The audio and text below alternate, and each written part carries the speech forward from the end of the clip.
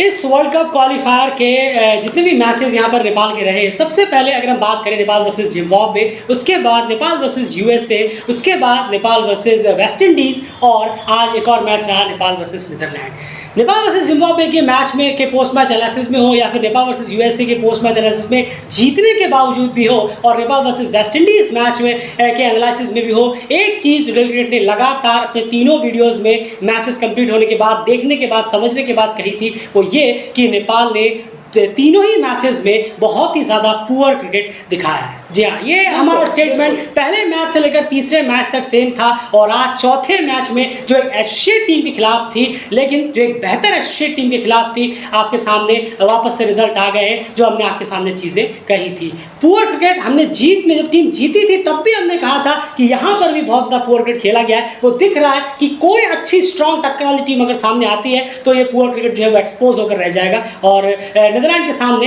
वो सारी चीज़ें आज कहीं ना कहीं सामने निकल कर आ गई और रिजल्ट आपके सामने है कि 4 में से 3 मैच। और सबसे बड़ी बात, अब तक एक फुल मेंबर का जो बहाना चल रहा था वो भी कहीं ना कहीं क्लियर हो गया। आज एक एसोसिएट टीम के सामने कहीं ना कहीं बहुत ही बुरी तरह क्लिनिकल तरीके से नीदरलैंड्स ने हरा दिया और कहना होगा नीदरलैंड्स एंड पूरी तैयारी और प्लानिंग के साथ आए थे। बिल्कुल जो एक प्लानिंग जरूरत होती है इस तरह के मैचेस में। मानना होगा स्कॉट ड्राइवर्स की कैप्टनसी को, उनके जो कोच रहे हैं और जो बॉलर्स रहे, इन तीनों ने मिलकर एक बॉल 1 से प्रॉपर प्लानिंग के तहत आए थे कि इस सामने वाली टीम को कौन सी बॉल्स में दिक्कत होती है, कौन किस तरह की बॉलों में स्ट्रगल करते हैं। इनकी सबसे बड़ी 2 कमजोरियां जो रही हैं नेपाल की, जो डेल क्रिकेट ने भी लगातार अपने पोस्ट मैच एनालिसिस में कही है, वो है बाहर जाती हुई बॉलों को लीव करने की आदत ना बना पाना और दूसरी शॉर्ट बॉल्स, जिसका जब हम क्रिकेट वर्ल्ड कप लीग 2 के मैचेस में हम लगातार कहते थे कि पता नहीं ओपोनेंट टीम जो है वो शॉर्ट बॉल्स का इस्तेमाल क्यों नहीं करते, और नीदरलैंड्स ने इसका एक बहुत ही बेहतरीन एग्जांपल दिया और रोहित पटेल से जिन्होंने शुरुआत की शॉर्ट बॉल्स को बेहतर तरीके से लगाने की और लास्ट तक संदीप लामिछाने तक उन्होंने उस चीज़ को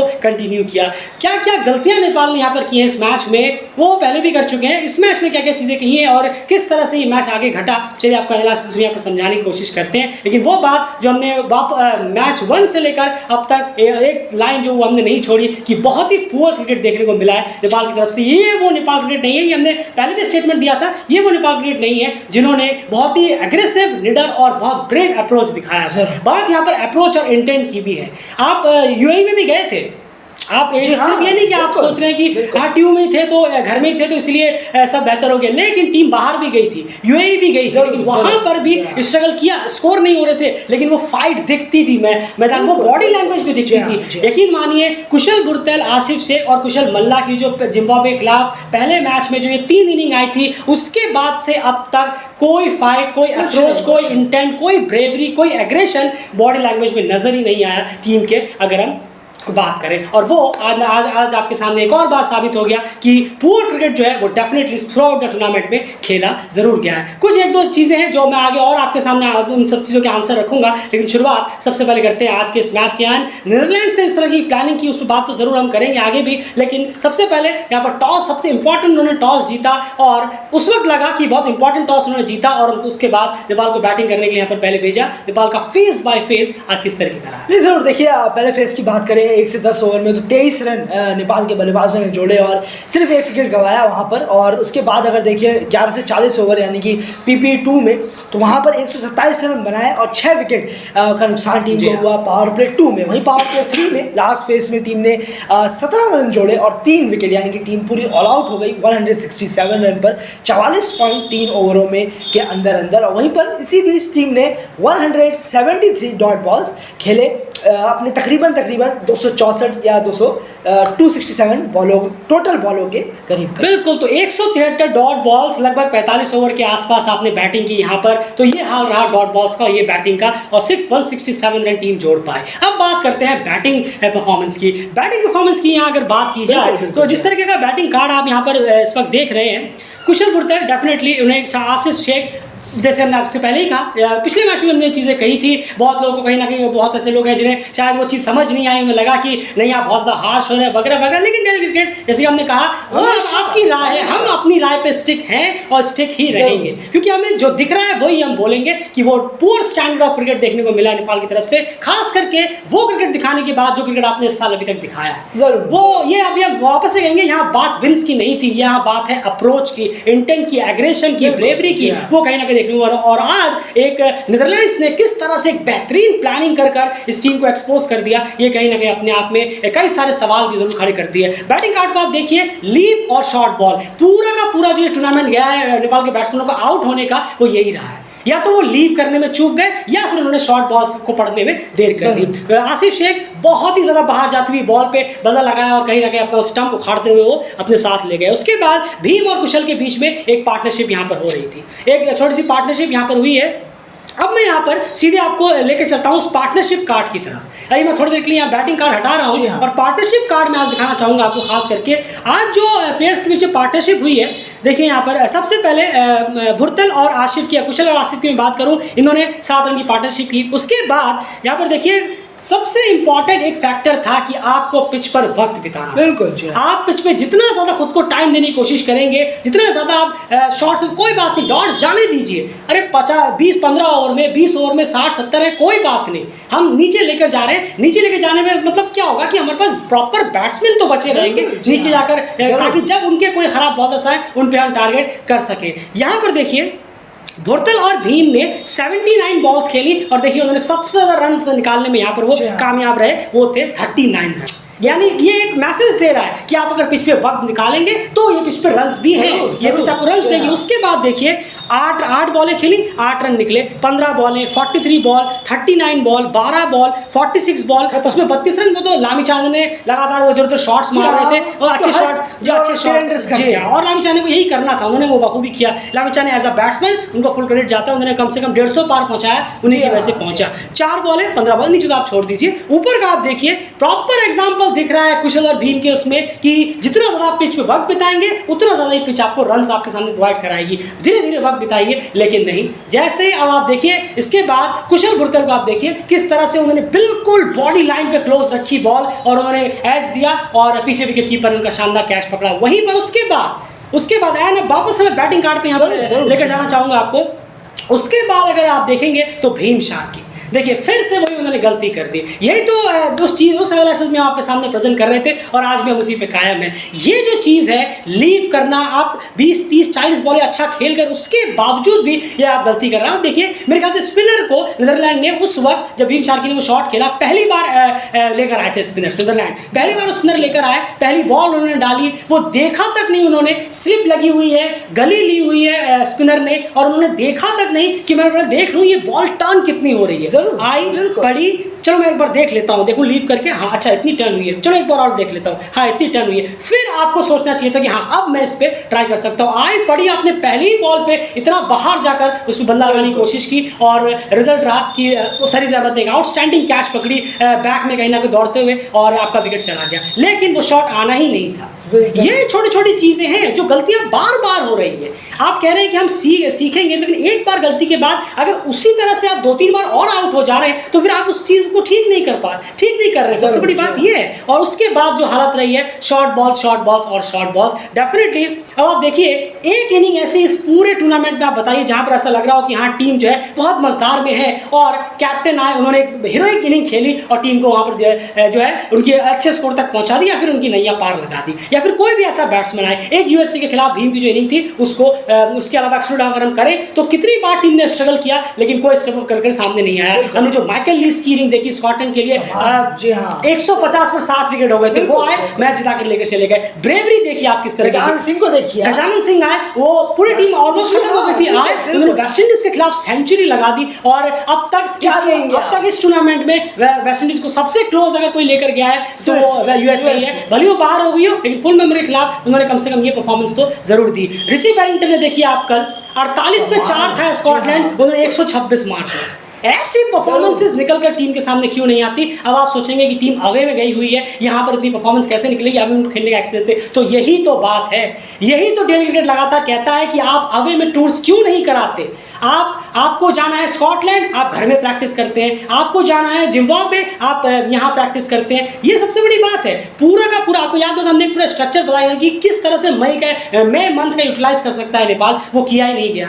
आप इतने बड़े इवेंट के लिए जा रहे हैं और सिर्फ 2 प्रैक्टिस मैचेस के ऊपर आप डिपेंड हैं। आपको बाहर जाना चाहिए था, लड़कों को बाहर भेजना चाहिए था, बाहर के अनफेमिलियर कंडीशन से भेजना चाहिए था, वहां पर प्रैक्टिस वगैरह होनी चाहिए थी। मई मंथ का इस्तेमाल और बेहतर हो पाता, लेकिन बिल्कुल भी नहीं हुआ। मई में लास्ट में जाकर टीम जा रही है, 2 प्रैक्टिस मैच खेले और हो गए। तो आप बाहर भेजते भी कहाँ हैं? अब मान के चलिए आप ये सोच रहे होंगे वर्ल्ड कप क्वालिफायर है या हमें एक्सपोजर मिलेगा, बहुत अच्छा हुआ, एशिया कप से पहले एक एक्सपोजर मिल गया। एशिया कप तो सितंबर अक्टूबर में, सितंबर में एशिया कप है, और ये एक्सपोजर तो आपको अभी जून में मिला है। बिल्कुल सही। और इमर्जिंग कप में तो आधे लड़के तो जाएंगे भी नहीं, क्योंकि इसमें नए लड़के भी जाएंगे, आधे जाएंगे आधे नहीं जाएंगे। तो एक्सपोजर क्या, एक्सपोजर कब मिलेगा? जब आप इस जून के बाद सितंबर के बीच में भी कहीं ना कहीं बाहर का टूर करेंगे। बिल्कुल बिल्कुल। भाई टीम अवे में परफॉर्म कैसे करेगी जब टीम को अवे में भेजा ही नहीं जाता? एक वो केन्या का दौरा हुआ था, उसके बाद कहाँ गई टीम? प्रैक्टिस मैचेस 2 खेलने के लिए गई, फिर उसी के दम पर आप सोच रहे थे कि आप वर्ल्ड कप क्वालिफायर में जाएंगे। ये सारी चीजें यहाँ पर बहुत हुई हैं। और बैटिंग में वही हाल रहा, शॉर्ट बॉल्स का जिस तरह से इस्तेमाल किया गया वो आउटस्टैंडिंग है। बैटिंग कार्ड में यही हाल है। रोहित पटेल को स्टार्ट मिला, उन्होंने थ्रो कर दिया 33 रन, शॉर्ट बॉल आई खत्म। कुशल मल्ला कहीं ना कहीं, जैसे हमने पिछले एनालिसिस में हमने आपके सामने कहा था कि आपको एरियाज भी कहीं ना कहीं देखने होंगे। बिल्कुल, ये नहीं कि आप आए और आपने हवाई फायर चालू कर दिया। ये भी सबसे बड़ी बात है, आपको जगह भी तो देखनी होगी, बॉल कितनी टर्न हो रही है, कहाँ हो रही है, किस जगह पर है। आप सोच समझकर भी अटैक कर सकते हैं। डेफिनेटली आपसे ये नहीं कह रहा कि आप गेम चेंज करिए, लेकिन सोचिए समझिए, प्लानिंग के तहत भी तो अटैक हो सकता है। बिल्कुल, आप थोड़ा बॉल को पढ़िए भी तो सही कि बॉल किधर जा रही है, नहीं जा रही है, क्या जा रही है। ये चीजें ना आप नहीं देख रहे हैं, बस चलाए जा रहे हैं बल्ला की नहीं, ये भी शायद होम ग्राउंड है, मैं बल्ला चलाऊंगा तो शायद मिसट भी पार हो जाएगा। ये गलतफहमी है। ये हमने आपको शुरू में भी कहा था, याद होगा शुरू के मैच प्रीव्यूज में, कि आपको टीयू ग्राउंड से बाहर निकल कर खेलना पड़ेगा। ये आप माइंड से निकाल दीजिए कि आप टीयू ग्राउंड पर हैं। और ये चीजें कुशल मल्ला ने भी गलतियां की हैं कि वो बॉल भी नहीं पड़ रहे, और एक बात बल्ला लगाने बहुत, आपको लग रहा होगा कि हाँ वो उठाने का आउट हो गए, नहीं, वहां पर उन्हें बहुत अच्छी तरह से फंसाया गया है। आर्यन दत्त ने पहले उन्हें एक बहुत ज्यादा बाहर की बॉल दी और उसको उन्होंने लेग साइड पे, मेरे ख्याल से लॉन्ग ऑन की तरफ, उनका लॉन्ग ऑन होता है, उन्होंने एक बेहतरीन 6 लगाया। उसके बाद उन्होंने आर्यन दत्त ने क्या किया, उन्हें थोड़ी सी आगे बॉल रख दी और वो लालच में आ गए, और वो बॉल हल्की सी जो है वो बाहर को निकल रही थी और आगे भी थी। कुशल मल्ला गए ड्राइव करने के, उन्हें लगा इस बार भी लॉन्ग ऑन से पार होगा, लेकिन वो बॉल खड़ी हो गई और बेहतरीन कैच तेजाब ने वहां पर, जबरदस्त कैच वहां पर पकड़ी। वो फंसाया गया आपको, ये नहीं कि आप स्ट्रोक मारने गए थे, तो आप अगर पढ़ते तो आपको कोई नहीं फंसा पाता। वहीं पर एक चीज, आरिफ शेख को अचानक से ऊपर भेजने का क्या मतलब? जी हाँ, मतलब अचानक से आपने डाउन ऑर्डर चेंज कर दिया। अब कुशल मल्ला, टीम लड़ाई हुई है 40-50 पे, 60-70 पे, 4-5 हो गए, कुशल मल्ला की वहां जरूरत नहीं थी। आप कुशल मल्ला को और डीप लेकर जाना चाहिए था, आपको वो प्लेयर्स भेजने थे जो पार्टनरशिप बिल्डअप कर दे सके। आपने फिर बैटिंग ऑर्डर चेंज कर दिया, अचानक से रोहित की जगह पर आरिफ शेख आ गए। आरिफ शेख नीचे रहते, आप सोचिए पिछले मैच में आरिफ ने 63 मारे, जबकि वहां पर तेज खेलना था, और आज आरिफ शेख के उसी 63 रन की कितनी जरूरत थी। आज अगर वो इनिंग आ जाती, सोचिए स्कोर तो आपके पास बड़ा होता, 3 विकेट आपने गिरा लिए थे, 3-4 विकेट गिरा लिए थे, और शायद आगे मैच लड़ भी सकता था। डाउन ऑर्डर चेंज करने का समझ नहीं आया। कुशल मल्ला को आप और थोड़ा नीचे कर सकते थे वहां पर पावर रेटिंग के लिए, क्योंकि अभी आपको पार्टनरशिप की जरूरत थी, कुशल मल्ला की जरूरत यहाँ पर नहीं थी, यहाँ पर पार्टनरशिप बिल्डअप करने की जरूरत थी। पूरा बैटिंग कार्ड का वही लगभग हाल रहा है। बॉलिंग की तरफ आन चले, वो खामियां आप कितना भी छुपा लें, वो खामियां निकल कर आएगी। आप सिर्फ एक्सपोजर कहते रहेंगे, एक्सपोजर एक मिला, इसके बाद फिर कब मिलेगा अवे का? क्या सिर्फ इमर्जिंग कप में और एशिया कप में? क्या क्रिकेट बोर्ड की जिम्मेदारी नहीं है कि टीम को अवे में भेजा जाए, अवे में प्रैक्टिस कराए जाए? कोच कहीं ना कहीं है, क्या क्रिकेट बोर्ड से कहे कि अवे में लेकर चलिए लड़कों को? कब तक घर में ही खेलते रहेंगे हम, और कब तक यहीं पर मैच जीतते रहेंगे? बाहर भी तो आखिर रन करने हैं। मुझे लग रहा है इस बार क्रिकेट वर्ल्ड कप लीग जो होगा है, क्या शानदार कॉम्पिटिटिव होने वाला है, क्या जबरदस्त कॉम्पिटिटिव होगा। नीदरलैंड्स वहां आ रही है, कनाडा भी, पीएचडी से तो बहुत गुना बेटर है कनाडा है, इस बात की तो पूरी उम्मीद है। क्या कंपटीशन होने वाला, सोचिए आप अवेज में जाएंगे, इस तरह का परफॉर्मेंस डेफिनेटली बाहर उठाना होगा।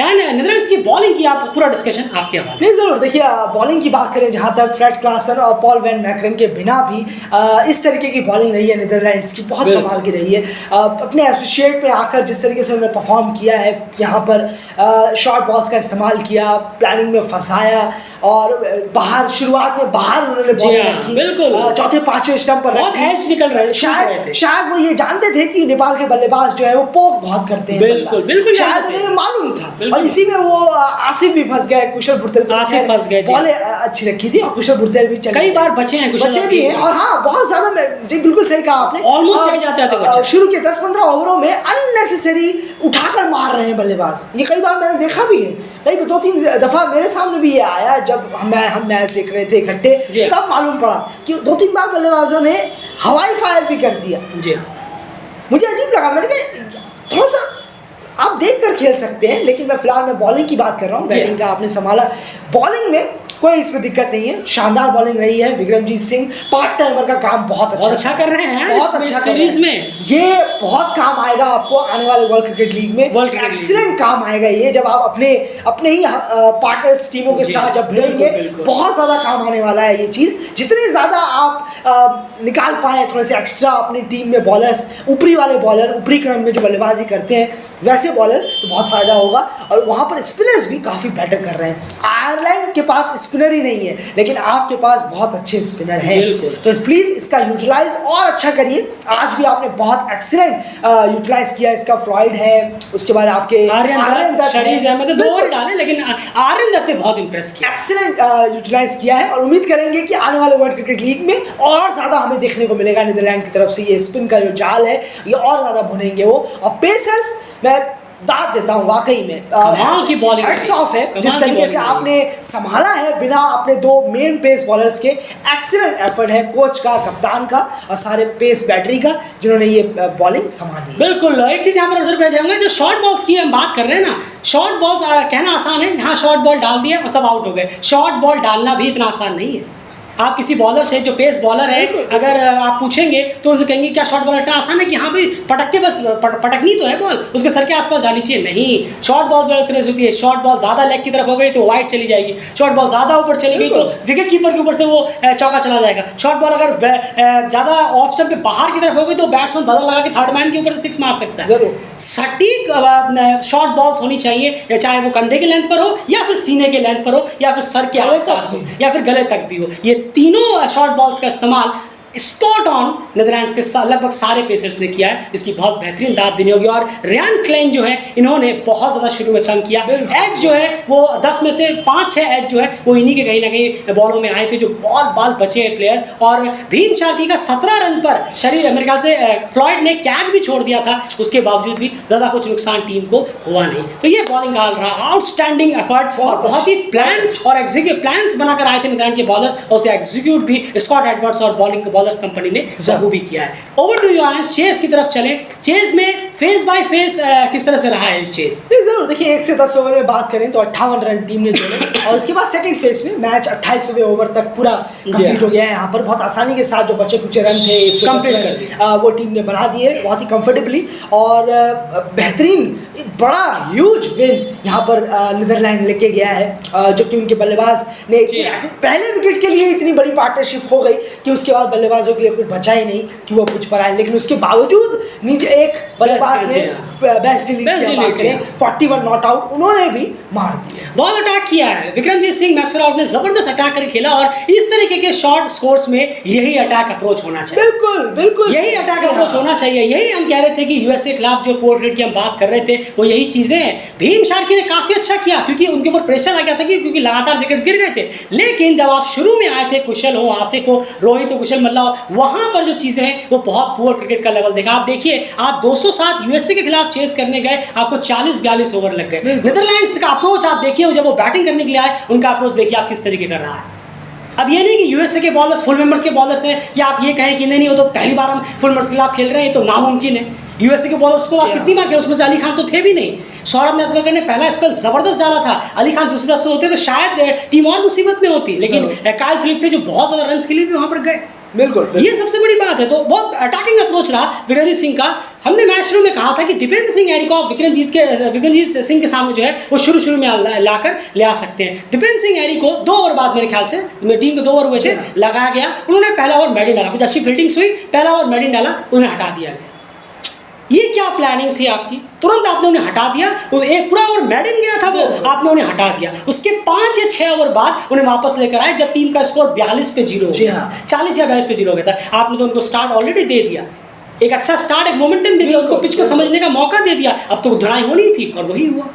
क्या जरूरत थी? आपने एक और मेडिन गया, आपने उन्हें हटा दिया, ये बिल्कुल समझ से परे रहा। और उसके बाद बहुत शौक में रही। और मैक्सवेल आउट ने अयान क्या शानदार स्वीप्स का इस्तेमाल किया, स्वीप और स्वीप, चाहे वो कोई भी बॉलर हो, उन्होंने बेहतरीन स्वीप शॉट्स का इस्तेमाल किया है जिसका आज कोई तोड़ नहीं था, ना संदीप के पास, ना करण के पास, ना ललित के पास, ना दीपेंद्र के पास, और ना ही किसी के पास नहीं। बहुत एक्सीलेंट बैटिंग हुई है इन दोनों बल्लेबाजी की। और जब ये दोनों बल्लेबाज चल जाए तो टीम का काम बहुत आसान हो जाता है, चाहे वो कोई भी सामने। जरूर ये मैं जरूर हम ये डेलीकेट जरूर कहेगा यहाँ पर ये बात कि ये दोनों वाकई में क्वालिटी बैट्समैन है। फुल मेंबर्स के खिलाफ भी उन्होंने कुछ अच्छी इनिंग खेली, बहुत अच्छी इनिंग खेली थी। तो ये भी है कि इन दोनों को अगर आपने आउट कर लिया तो 100 रन भी बनाने के लिए नीदरलैंड को बहुत चलने पड़ेंगे। बिल्कुल सही कहा आपने, बहुत मुश्किल आ जाएगी 100-150 रन बनाने में नीदरलैंड को, इन केस अगर आप इन दोनों को भेज पाए। लेकिन वही मुश्किल है कि दोनों साथ में पेविलियन जाए, ऐसा थोड़ा मुश्किल हो जाता है। कोई एक जना 40-50 रन या 60-70 रन कर ही जाते हैं। और आज तो खैर हद ही हो गई, आज तो पार्टनरशिप, अफसोस हुआ है शतक नहीं कर पाया, पहला सेंचुरी होता उनका। जरूर, बिल्कुल सही कहा ये। लेकिन चलिए, आपने हाईएस्ट स्कोर अपने करियर का बना दिया 90 रन, जो कि आपने नेपाल के खिलाफ बनाया। और जो बॉलिंग है सामने की, आपने उसको बिल्कुल धागे खोल दिए बॉल के, जो कहते हैं हम क्रिकेटिंग लैंग्वेज में, बहुत ही बुरी तरीके से धुनाई की है। 28वें ओवर के अंदर आपने ये टारगेट चेस कर लिया।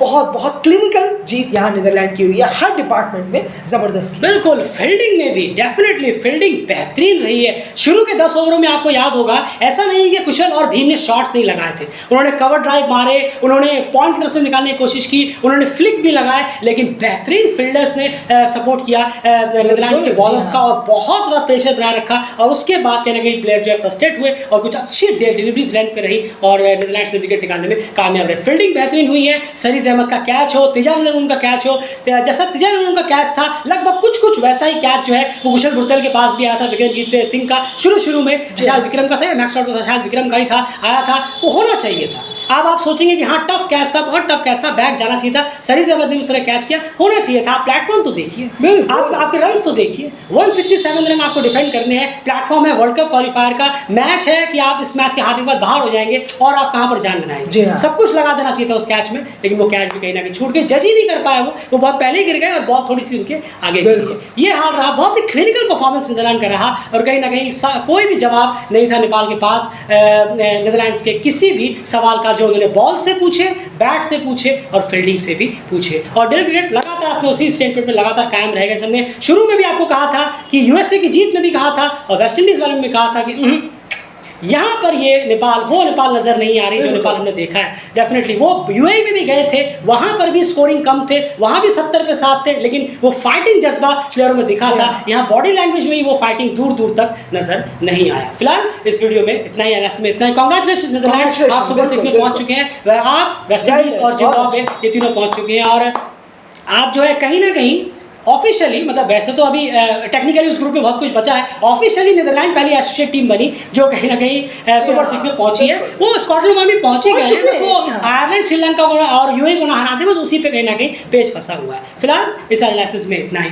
उम्मीद करेंगे कि एनालिसिस आपको पसंद आया होगा। और डेली क्रिकेट जिस फैक्ट्स पे बात करता है वो फैक्ट्स बहुत ही ज़्यादा आपको हार्श लग सकती हैं, लेकिन एट द एंड आपके सामने है, आपको एक्सेप्ट करना नहीं करना वो आपकी बात है, लेकिन डेली क्रिकेट अपनी बात पे कायम लगातार बना ही रहेगा। फिलहाल इस एनालिसिस में इतना ही। डेली चैनल को सब्सक्राइब जरूर करिए और बने रहिए। वर्ल्ड कप क्वालिफायर में अभी भी काफ़ी सारे मैचेस लगातार बने हुए हैं। Bye bye.